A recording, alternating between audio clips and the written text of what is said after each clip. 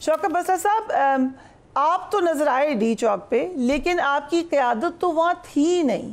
उसके बारे में पहले बता दें कि उनके साथ क्या मसला था।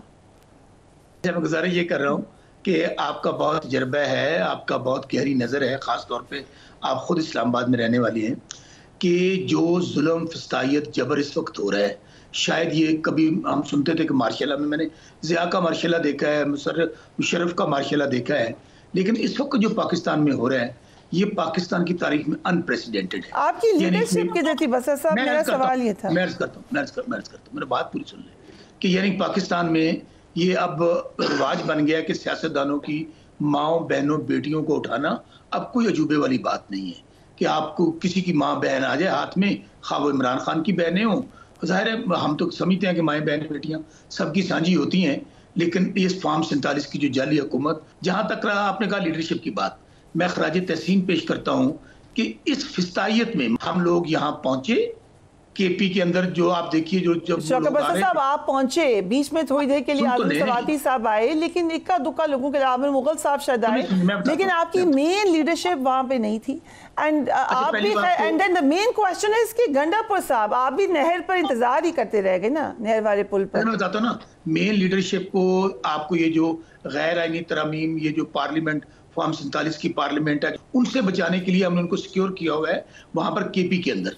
जाहिर आपको पता है कि ये अगर वो इनके हाथ काबू आ जाएंगे तो काजी फाइज साहब ने तो उनको लाइसेंस दे दिया है कि आप खरीदो मेंबर प्रोविंशियल असेंबलीज भी हैं आपके पास? नहीं, हाँ, मेंबर प्रोविंशियल असेंबलीज अब इतने बड़े क्राउड में अगर किसी को नजर नहीं आए तो अलग बात है। मैं गारंटी करता हूँ, आपको फुटेज मैं दे दूंगा, मेजॉरिटी केपी से भी और पंजाब से भी सब लोग वहां पे मौजूद थे। अब आपने वो मजमा अपनी आंखों में देखा कि इतनी बड़ी तादाद थी उस वक्त कि मेरा ख्याल है कि एक राइट साइड पे पंजाब का लोग जा रहे थे जब टूवर्ड्स पार्लियामेंट आ रहे हैं, और लेफ्ट पे केपी का काफिला आ रहा था। सो हमारी लीडरशिप में फिर आपको अर्ज कर रहा हूं कि आपने ये देखा कि अली अमीन गंडापुर ने, हमारा चैलेंज क्या था? हमारा चैलेंज ये था, इमरान खान साहब का हुक्म था कि हमने डी चौक पहुंचना है, पुरअमन एहतजाज रिकॉर्ड करवाना है। हम लोग पहुंचे। आप ये बताइए, मुझे लगता है कि अभी ये जो इसराइल के खिलाफ आज इन्होंने ये बैठे थे, जो इसराइल के खुद नुमाइंदे हैं, ये 3-4 जो आज वहां पर प्रेसिडेंट हाउस में बैठे थे, वो गैस भी इन्होंने कहीं इसराइल से मंगवाई थी, एक्सपायर्ड गैस थी। आप यकीन माने ऐसी कभी गैस मैंने जिंदगी में नहीं देखी। साहब ये तमाम बातें हमारे रिपोर्टर्स, हमारी टीम्स वहाँ पे ये गैस खाते रहे हैं, जब कवरेज में हम लोग खुद यहीं पे मौजूद थे। सो इसलिए ये दुख भरी कहानियां मैंने देख ली हैं और अभी सुना दी हैं। रिसीविंग एंड पे आपका कारकुन था, आपकी लीडरशिप नहीं थी। गंडापुर साहब एंड टाइम पे उनको छोड़कर चले गए। आप कह रहे हैं कि ये प्री प्लान था कि ऐसे ही उन्हें चले जाना था। Is that what you are saying? पहली बात तो लीडर हमारा एक ही है, इसका नाम इमरान खान है, जिसके नाम पे दुनिया वोट देती है। बाकी खा अली अमीन गंडापुर हैं, खा शौकत बसराया का कोई है, हम सब कारकुन हैं। आपको कोई हैरत नहीं हुई जब वो गायब हो गए और फिर प्रोड्यूस हो गए? You are not surprised? अब इस पार्ट पे आ जाए। ये सूरत ज़ाहिर है बहुत कॉम्प्लिकेटेड थी। ऑल ऑफ सडन जब ये पता चला और जो लोग वहाँ बैठे हुए थे, मुज़ाहमत कर रहे थे, उनके अंदर भी एक गहरी तशवीश पाई गई कि सूबे का एक वजीर आला वो केपी हाउस में जाते हैं, वहां पर जाकर केपी सूबे, वहां पर आपने ये नहीं बताया, पुलिस दाखिल हो गई, गाड़ियां तोड़ी गई, वो फुटेज मौजूद है। कहने का मकसद ये है कि एक इलेक्टेड चीफ मिनिस्टर को एक सूबे के ऊपर हमला कर दिया वफाक ने और इनकी पुलिस ने, और वहां पर जो कुछ हुआ फिर आपके सामने है।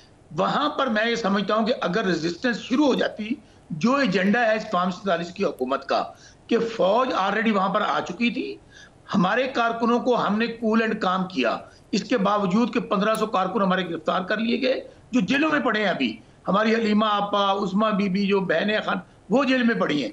अगर जो एजेंडा इनका था, तो अगर फौज और अवाम आमने हो जाते तो कल बहुत नुकसान होता। हाँ, तो सब आपने कॉल ऑफ क्यों नहीं किया एहतजाज? आप तो कारकुनान को छोड़ के खुद चले गए। आपने कह रहा था हम कॉल ऑफ कर रहे हैं, आमने सामने ना हो, आपने तो कर दिया कारकुनान को आमने सामने। एहतजाज कॉल ऑफ नहीं किया, नहीं एहतजाज कॉल ऑफ नहीं किया। उस वक्त आपने देखा कि जब हम पर फिस्तायत की हद हो गई, छोटे छोटे बच्चे, माओ बहनों बेटियों पर रबड़ बुलेट्स मारी जा रही थी, हम लोगों ने, सारे पॉलिसी होती है ना, हम वहां पहुंच गए, हम फिर पीछे हुए। उसके बाद जब अलीमीन गंडापुर वाला मामला हुआ तो सब लोग, कुछ ज़ाहिर परेशानी भी थी, लोग परेशान हो गए, कुछ घबरा गए, डर गए कि ये क्या अमल चल रहा है कि अगर सूबे का वज़ीर आला गायब कर दिया गया है सूबे के वजीर आला एक वो नहीं था, वो कह रहे हैं मैं छुपा हुआ था। मैं बता, जाहिर है किसकी वजह से, अगर इसी बात को मान ले जो आप कह रही हैं, और उन्होंने भी यही कहा है, किसकी वजह से छुपे हुए थे? कोटिंग व्हाट ही सेड, वो छुपे हुए थे। वो छुपे हुए थे किसकी वजह से? वहां पर आईजी पंजाब, वो गए क्यों थे उधर? Why did he go there? अच्छा मुझे बताइए, एक आदमी 20, 24, 48 घंटे लड़के आ रहा है, सूबे का वजीर आला है, डी चौक में पहुंच जाता है, और डी चौक से आपको पता है केपी हाउस कितना दूर है? जी मुझे पता है सर, 15,000 और लोग भी थे ना, सुन तो ले। आजम स्वाति साहब वहीं मौजूद थे, केपी के लोग और वहां मौजूद सारे मिनिस्टर्स थे जो लीड कर रहे थे। वो 10 मिनट के लिए अगर वहां पर चेंज करने के लिए चले गए हैं कि उनके कपड़ों के ऊपर शेलिंग हुई थी, अगर वो चेंज करने के लिए चले गए हैं, तो मुझे बताइए असूल ये होता है कि वहां पर आकर पुलिस अटैक कर दे?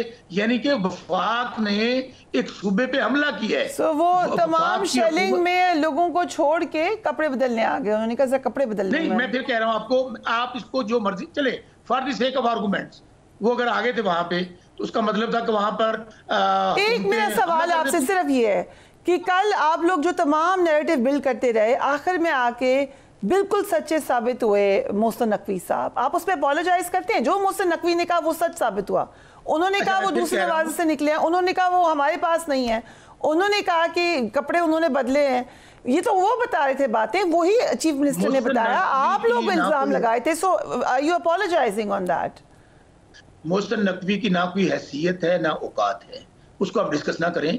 वो तो बेचारा पपेट है, कठपुतली है। जब आप अपने चीफ मिनिस्टर के लिए रिस्पेक्ट मांग रहे हैं तो you have to respect others also. इसलिए कह रहा हूं उसके मुतालिक कि वो बेचारा बताएं, तो अवाम का नुमाइंदा यहाँ पे मियां नवाज शरीफ हार गया, सारी पार्टी हार गई, तो ये क्या पिद्दी और क्या पिद्दी का शोरबा जिसका आप नाम ले रही है मोहसिन नकवी का, वो सच्चे साबित हुए हैं कल, वो कल सच्चे। अच्छा सुन लेना मेरी बात सुन लें। अभी अली अमीन गंडापुर साहब ने बता दिया कि बात, आप क्वेश्चन ये उठाएं क्या? आप तो मुझे नहीं बताएंगे ना मैंने क्वेश्चन क्या उठाना है। Thank you so much. नहीं, आपको ये सवाल उठाना चाहिए बीइंग सहाफी, क्या एक सूबे के ऊपर हमला करना चाहिए? पंजाब की हुकूमत को, वफाक की हुकूमत को, वहां पर बकायदा सूबे, सर यूं तो एक सूबे को भी इस्लामाबाद पे हमला नहीं करना चाहिए, ये भी मुझे बता दें। Thanks for your tutorial for good journalism. बताइए सूबे ने हमला नहीं किया क्या? तो हमारा आईनी, सुन तो लें, क्या हमारा आईनी जमहूरी सियासी हक नहीं है फ्रिया के एहतजाज करें और अमन एहतजाज करें? वो है। अच्छा लेकिन अली अमीन गंडापुर साहब ने ये बातें फ्लोर ऑफ द हाउस पे की होती तो फिर हम आज इस पे डिबेट करते। उन्होंने तो कहा मैं अपनी मर्जी से चला गया था। But let me come to doctor Shijra Naujra, इनसे भी सवाल पूछते हैं ना मैम। इस वक्त आप लोगों ने खैबर पख्तूनख्वा हाउस सील कर दिया है, ऑलरेडी टेंशन बिल्ड हो रही है। पहले आपने सील कर दिया पूरा इस्लामाबाद, रावलपिंडी, अब आपने केबी हाउस सील कर दिया। आपके ख्याल से क्या मैसेज जा रहा है दुनिया को? जी बहुत शुक्रिया प्रोग्राम में बुलाने का। देखिए आपने जिस तरह से बताया कि अली अमीन गंडापुर साहब ये परफॉर्मेंस पहले भी एक दफ़ा दे चुके हैं, आज रिपीट परफॉर्मेंस थी। पहले भी वो इसी तरीके से आए और गायब हो गए और 8 घंटे तक किसी को पता नहीं था। आज भी यही, इस दफ़ा भी यही हुआ कि he had just disappeared of the face of the earth. और उसके बाद इनके डिफरेंट जो लोग हैं उन्होंने बयानात देने शुरू कर दिए, इदारों को बदनाम करना शुरू कर दिया, इन्होंने वीडियो मैसेजेस भेजने शुरू कर दिए। इनको कोई ये नहीं लगता कि हम अपने इदारों को दुनिया के आगे क्यों बदनामी करें। और बाद में वही निकला कि उसी चीज़ की रिपीट परफॉर्मेंस थी। उन्होंने कहा कि मैं तो कहीं गायब रहा था और अचानक वो वहाँ से नमूदार हो गए अपने केपी के इजलास में। और जिस तरह कि आपने बताया कि गवर्नमेंट बार बार यही कह रही थी कि उनको हमने नहीं पकड़ा हुआ, किसी ने नहीं उनको गिरफ्तार किया हुआ, लेकिन ये लोग इंसिस्ट करी जा रहे थे कि उनको गिरफ्तार किया। और आप जो कह रही हैं कि आपने उनको तशबीह दी बैटमैन या उससे, बैटमैन या स्पाइडरमैन नहीं, ये तो मुझे लगता है लाल बुझक्कड़ की मिसाल ज्यादा बेहतर है, जिनकी वो पोएम थी ना कि जान बची 100 लाखों पाए, खैर से बुद्धू घर को आए। और वहां जाके उन्होंने फिर अपनी वही शुरू कर दी बातें, वही अपने बयानात, वही अपने मुश्किल बयानात। भाई इतने आप बड़े इनकलाबी थे तो आप अपने सारे लोगों को जिनको आप इतनी दूर से लेके आए उनको मुश्किल करके छोड़ के बीच में कहां छुप गए? जैसे हमने अभी सीक्वेंस बाय सीक्वेंस बसरा साहब से पूछा, मेरा आपसे भी क्वेश्चन यही है, केपी हाउस में तो वो गए, लेकिन उसके बाद क्यों खबर चली कि वो गिरफ्तार हो गए और कैसे वो गायब हो गए? आपके पास पूरे इदारे हैं, how could you not know where is the chief minister? देखिए ये फॉल्स नैरेटिव था ना इनका कि वो गिरफ्तार हो गए हैं। हम तो बार बार कह रहे थे कि वो गिरफ्तार नहीं हुए, वो छुपते छुपाते किसी गलियों मोहल्लों में से निकलते हुए किससे छुप रहे थे वो? क्यों छुप रहे थे?